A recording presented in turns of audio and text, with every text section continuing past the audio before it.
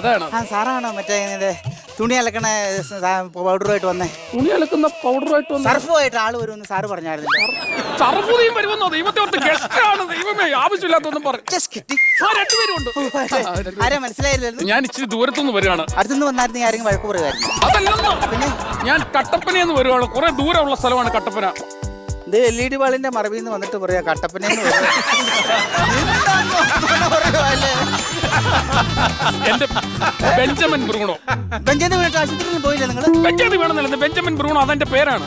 ചേട്ടൻ വന്ന കാര്യം എന്താ ഒന്ന് റെസ്പെക്ട് ചെയ്യുന്ന നമ്മൾ ഒരാൾ ഇങ്ങോട്ട് ആദ്യമായിട്ടൊന്ന് കാണുമ്പോൾ ഒന്ന് റെസ്പെക്ട്, പ്ലീസ് റെസ്പെക്ട് മീ. എന്റെ പൊന്ന് ചേട്ടാ, അംബാനി ഈ ചായക്കടയിൽ ചായ കുടിക്കാൻ വന്നാലും എന്റെ അടുത്ത് നിൽക്കാറുള്ളൂ, ഇരിക്കാറില്ല, അറിയാവോ? ഇന്നോട്ട് സംസാരിക്കും. അത്രയ്ക്ക് റെസ്പെക്ട് ആണോ? അല്ലല്ല, ഇവിടെ ഒരു സ്റ്റൂളേ ഉള്ളു, അതിൽ ഞാൻ ഇരിക്കുമല്ലേ.